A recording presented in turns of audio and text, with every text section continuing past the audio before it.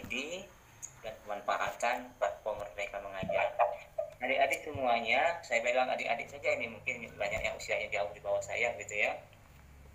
Sebagaimana kita ketahui di sekolah-sekolah kita itu ada aplikasi SIM PKB, ada akun belajar ID, platform Mereka Mengajar. Pada kenyataannya tidak banyak itu yang digunakan langsung oleh guru yang bersangkutan. Sebagian besar terjadi di sekolah dasar, SMP juga saya rasa tidak jauh berbeda. Mereka hanya mengandalkan operator. Jadi si PKB diserahkan operator, akun belajar ID diserahkan operator, karena seakan-akan teman-teman guru kita ini mayoritas alergi dengan pemanfaatan teknologi.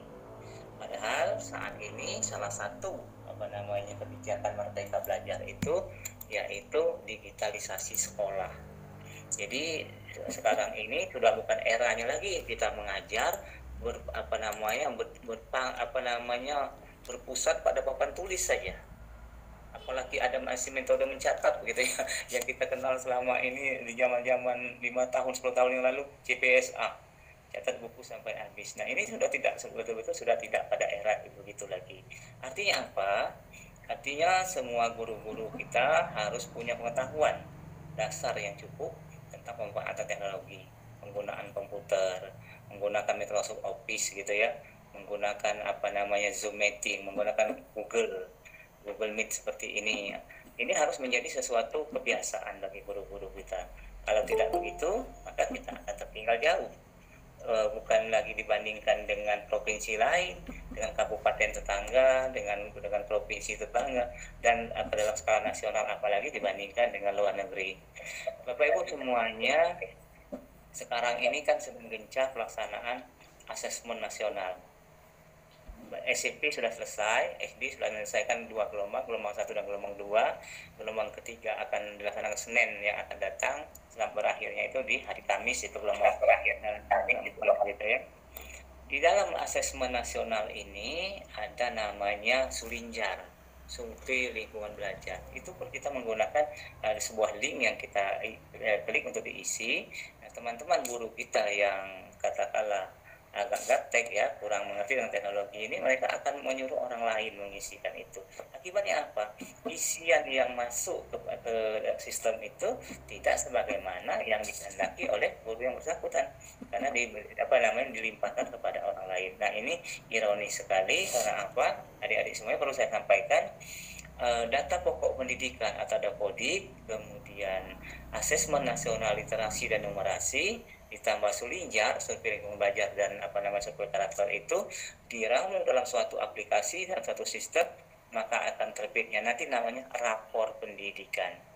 Nah dari rapor pendidikan ini akan tergambar bagaimana peta mutu masing-masing sekolah, baik tingkat sekolah, tingkat kabupaten, tingkat provinsi, sampai tingkat nasional.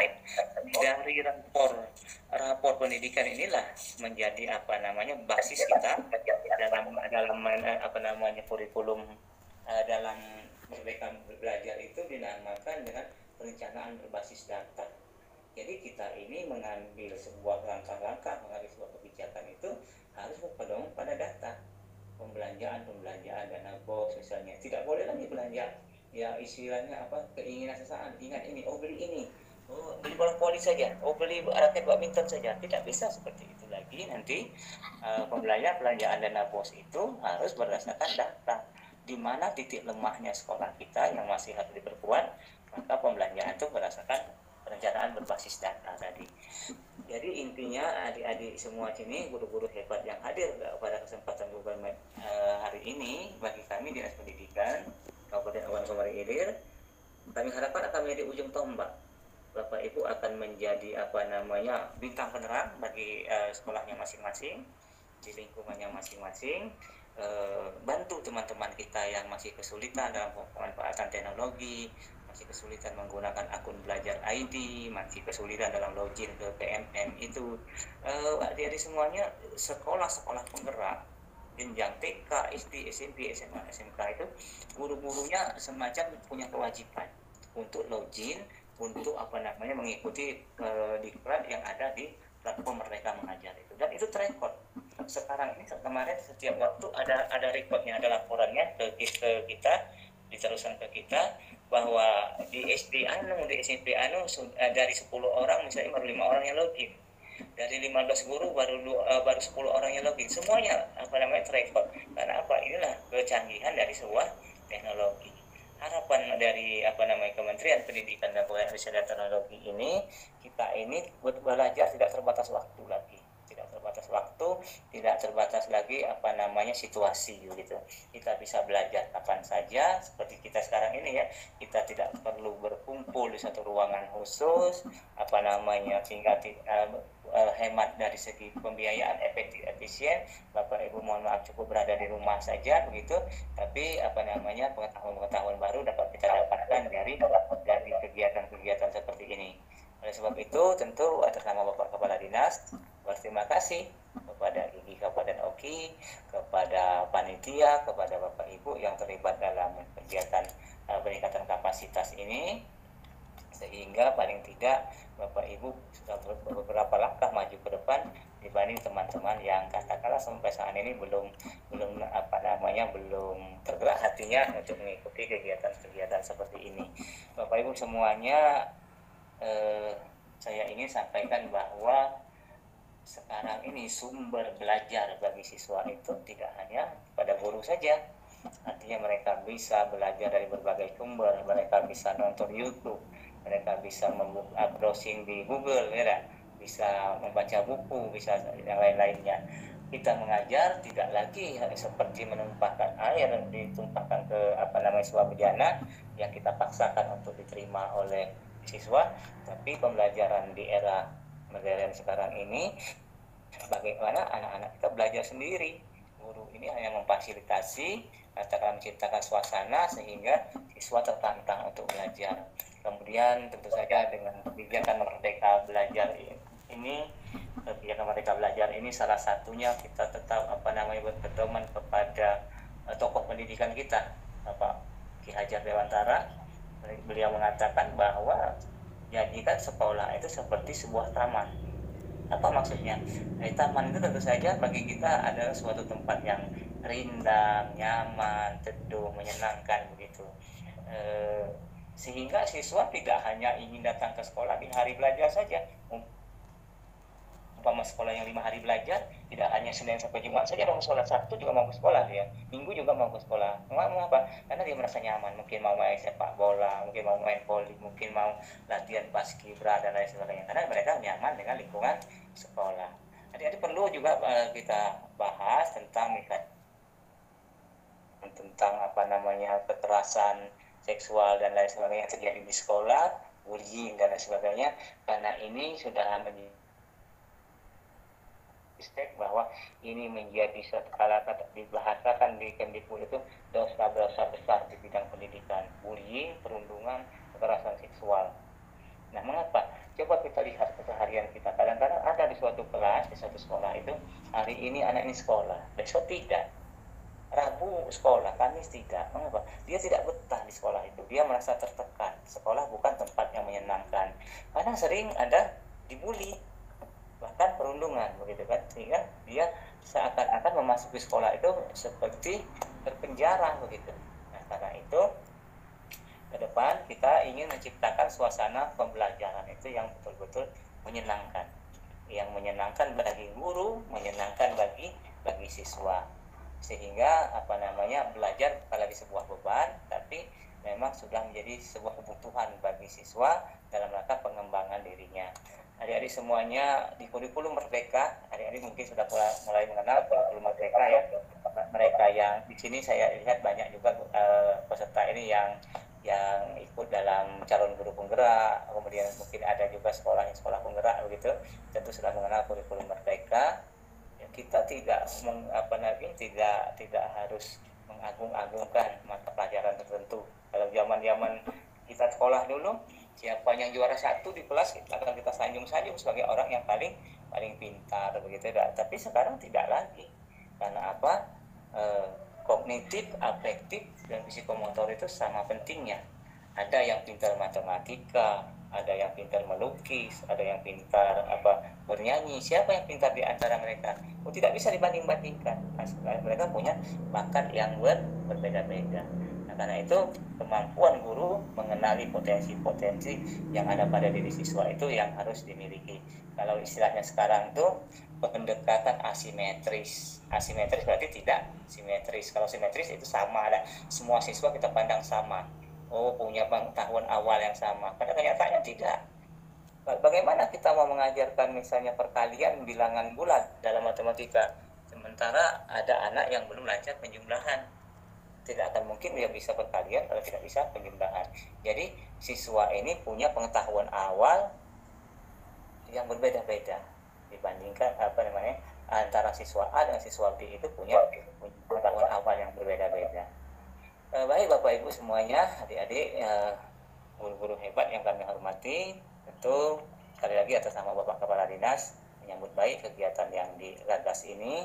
Semoga kegiatan seperti ini akan semakin banyak lagi dilakukan oleh teman-teman, khususnya yang akan ikut dalam program guru pembatik ya, pembelajaran berbasis TIK, ada juga guru-guru yang ikut di CGP. Adik-adik semuanya kami tentu berharap kalian semua dapat ikut dalam program calon guru penggerak ataupun pengajar praktik. Karena apa? Kemdikbud sudah menggariskan bahwa untuk menjadi kepala sekolah, untuk menjadi pengawas sekolah, ke depan syaratnya adalah lulusan dari calon guru penggerak.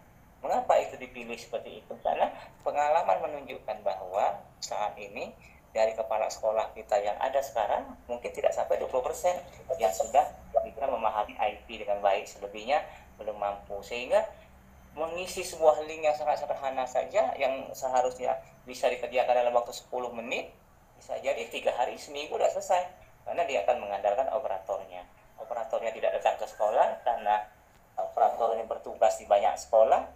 Kata saya tadi yang mestinya dalam hitungan 5 menit 10 menit link itu sudah bisa diisi dengan baik, ternyata di sekolah tertentu itu menjadi 1 minggu tidak selesai karena si kepala sekolahnya katakanlah kurang mampu memahami teknologi dari. Jadi betapa sekarang ini Kemendikbudristek menghargai mereka-mereka yang punya prestasi meskipun di usia yang muda gitu.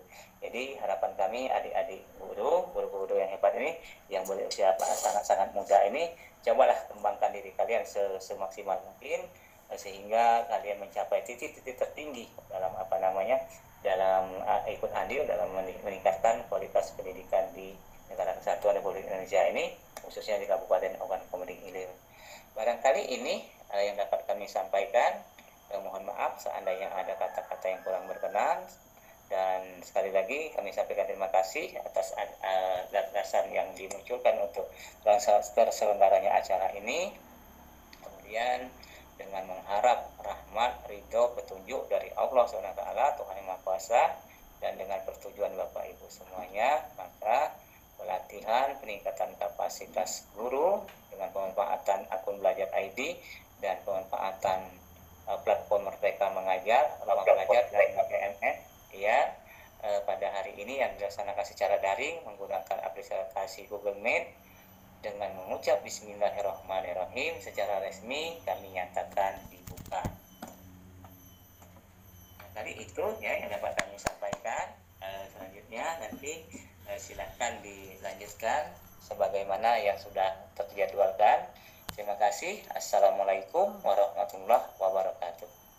Waalaikumsalam warahmatullahi wabarakatuh. Terima kasih Bapak atas sambutan dan juga sekaligus membuka acara kita pada kesempatan siang hari ini. Waalaikumsalam warahmatullahi wabarakatuh. Saya sedikit mengutip Bapak bahwa yang terjadi pada saat ini memang masih mengadakan operator dan itu terjadi masih di beberapa sekolah.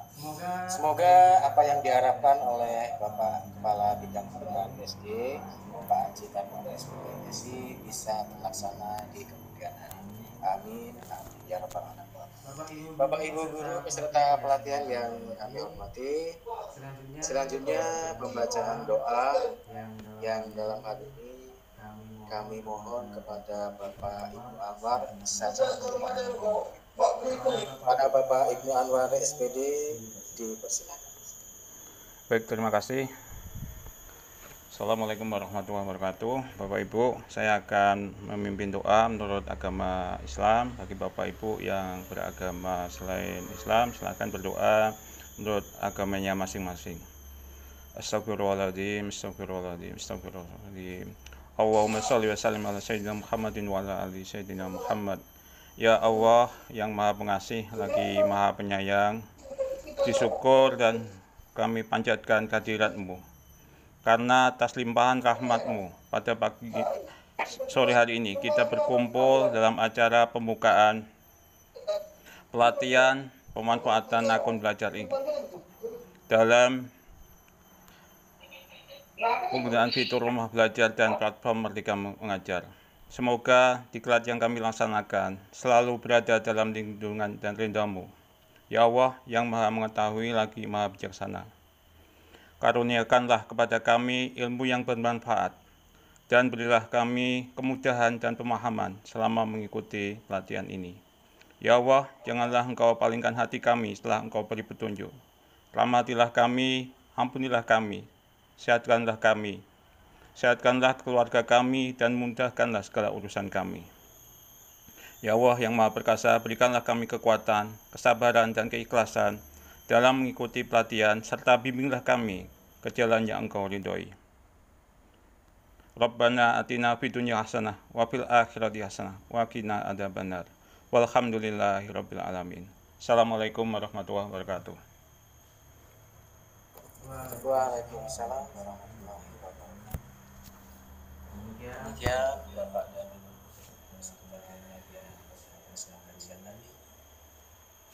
pembukaan kegiatan pelatihan pemanfaatan akun belajar ID dalam informasi belajar rumah belajar dan platform Merdeka Mengajar sudah kita lalui bersama.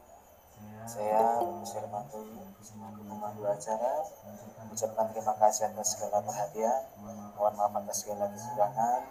Untuk itu mari kita tutup pembukaan ini dengan membaca hamdalah. Alhamdulillahirrahmanirrahim. Terima kasih Bapak dan Ibu. Akhir kata, wassalamualaikum warahmatullahi wabarakatuh. Waalaikumsalam warahmatullahi wabarakatuh. Baik, mohon izin Bapak Haji Tarmudin dan juga Ibu Dwi dan juga pengurus IGI yang sempat hadir pada kesempatan siang hari ini. Sebelum kita mulai materi, nanti ada 3 pemateri kita selama 3 hari. Untuk itu sebelum kita mulai, mari kita bisa foto bersama. Dimohon seluruh peserta bisa membuka kameranya agar bisa difoto bersama. Monggo Pak Ibu diambil fotonya. Oke, siap Bapak Ibu. Kita ini ya pakai pose ini ya, mohon izin rumah belajar Bapak Ibu ya. Ini sikap tangan rumah belajar kayak gini Bu. Nah, seperti ini Bu ya. Siap Bu ya. Saya ngambil foto jadi saya saya cuma ngasih contoh. Baik, saya hitung dalam hitungan ketiga. 1, 2, 3. Oke. Satu kali lagi Bapak Ibu. 1, 2, 3. Oke, terima kasih. Baik. Ya, boleh.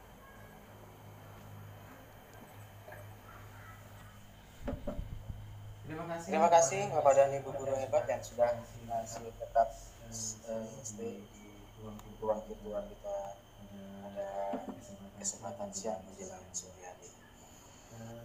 Selanjutnya mari kita sama menyimak paparan materi yang dalam hal ini ada 3 narasumber. Yang pertama Bapak Haji Tarmudi SPD MSI selaku Kepala Bidang Pembinaan Sekolah Dasar Dinas Pendidikan Kabupaten Medan. Kedua ada Ibu Erlila MPD selaku Ketua Ikatan Indonesia Kabupaten Medan Hilir. Dan yang ketiga ada Bapak Ibnu Anwar SSBD yang dalam ini sebagai sahabat rumah belajar Kabupaten Ogan Komering tahun 2022. Bapak Ibu yang kami hormati, untuk memanfaatkan waktu masuk ke materi yang pertama, materi pembelajaran abad 21 yang dalam hal ini akan disampaikan langsung oleh Bapak Haji Tarifudin SPD MSI. Apakah Bapak masih berada di ruang virtual? Siap Pak. Ya, Bapak, mudah-mudahan sinyal kita masih bertahan, ini lampu listriknya masih padam, kondisi padam, tak lama masih bisa. amin. Semoga bisa berjalan dengan lancar. Baik, Bapak Ibu guru hebat yang kami hormati, mari kita sama mendengarkan dan menyimak paparan materi pembelajaran abad 21 dari Bapak Haji Tarifudin SPD MSI. Pada Bapak kami persilakan. Baik, terima kasih. Assalamualaikum warahmatullahi wabarakatuh. Selamat sore, salam sejahtera bagi kita semuanya. Baik, ini apakah Pak Ibnu atau Pak Bagus bisa men-share apa materi saya?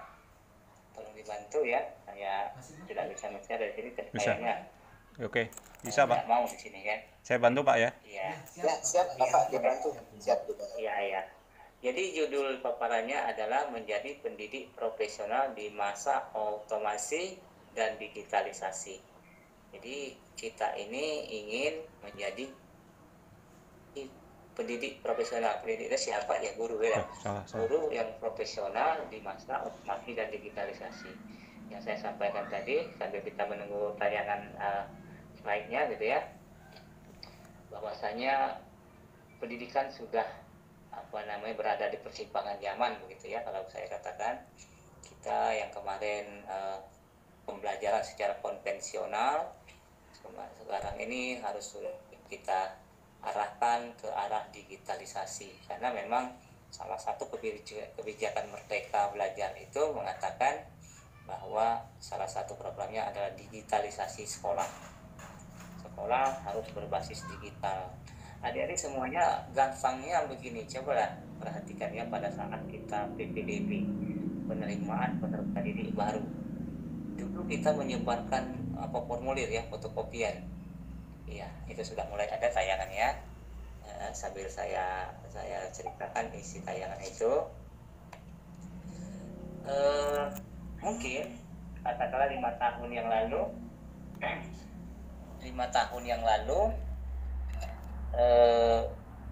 kita menerima siswa baru menggunakan fotokopian itu formulir form yang akan diisi oleh orang tua siswa dalam rangka melengkapi data-data biodata siswa, begitu kan. Kadang-kadang fotokopinya sudah tidak bagus lagi, begitu kan. Dan ini pun berkas-berkas itu dikumpulkan oleh pihak sekolah, kadang-kadang tidak begitu. Kalau pun mengumpulkannya, akhirnya ada juga yang kececeran, begitu, ditumpuk-tumpuk dalam satu map. Lama-lama susah juga untuk dibuka-buka lagi. Setelah 1, 2, 3 tahun, maka data-data itu sudah tidak jelas lagi. Nanti minta data lagi seperti itu ya. Tapi sekarang dengan salah satu teknologi, mungkin banyak teknologi yang lain, kita mengenal misalnya Google Form ya. Kita berikan sebuah link Google Form untuk mengisi sebuah data, maka orang hanya mengerjakannya di tempat masing-masing menggunakan ponsel saja atau smartphone. Data-data akan otomatis termasuk di Google Drive kita. Ini data ini akan selalu ada, tidak akan pernah rusak. Meskipun laptop kita rusak, meskipun HP kita rusak, dia tetap akan ada. Ya, selagi Google ini masih ada. Kalau seluruh saya itu selagi Google itu masih ada di muka bumi ini, maka data-data itu tidak akan hilang dari penyimpanan data kita yang namanya Google Drive ya. Sisi lain, misalnya di masa pandemi COVID-19 kemarin, di mana mungkin ada yang menghidupkan mikrofonnya tolong dimatikan, Tuti mungkin, yang nama Tuti mungkin mikrofonnya Tuti. Dimatikan itu kamera mikrofonnya. Tuti kayaknya menghidupkan mikrofonnya, dimatiin dulu.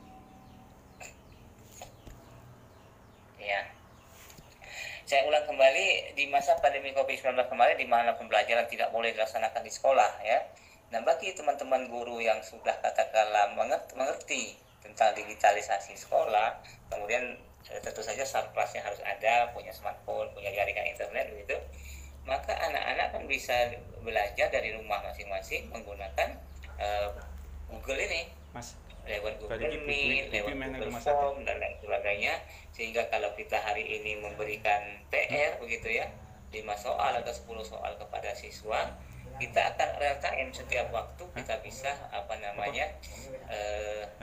mengecek apakah siswa sudah menjawab, apakah siswa sudah menjawab dan jawabannya pun sudah ketahuan. Osiano menjawab nomor 1 jawabannya salah, Siti menjawab nomor 1 jawabannya benar gitu, dengan penggunaan teknologi yang namanya Google Form tadi. Coba lihat di tayangan di yang ada di screen kita. Kalau di bahasa Indonesia kan coba lihat di situ. Apabila kita mengajar siswa hari ini dengan cara kita belajar kemarin, maka kita merampok masa depan mereka. Jadi adik-adik semuanya jangan mengingat bagaimana saat kita belajar di SD dulu. Kalau saya SD itu lulusnya di tahun 1984, bayangkan adik-adik. Artinya tahun 1977 saya sudah masuk SD, 84 tamat. Kalau saya mengenang-enang itu, saya ingat belajar seperti saat saya masih di SD dulu, mau diterapkan sekarang bagaimana jadinya? Zaman dulu nanti kita menggunakan kapur gitu kan, siswanya sebagian ada yang belum bersepatu, mohon maaf, ada celananya yang tambalan begitu kan, tidak ada teknologi HP pada saat itu ya. Kekuatan utama ada pada papan tulis, belum juga whiteboard namanya, papan tulis hitam dengan penggunaan kapur. Jadi itu tadi didiklah murid-murid itu sesuai dengan zamannya. Lalu guru profesional itu bagaimana sih tugasnya? Apa saja tugas guru profesional? Ada di screen itu ya. Mengajar, mendidik, mengajar, membimbing, mengarahkan, melatih, menilai, dan mengevaluasi peserta didik. Adik-adik semuanya, sesungguhnya meskipun teknologi ini berkembang demikian pesatnya tadi yang saya sampaikan di awal tadi, tapi tetap saja peran guru tak akan pernah. Dan sebagai seorang peserta didik, kita harus paham bagaimana dan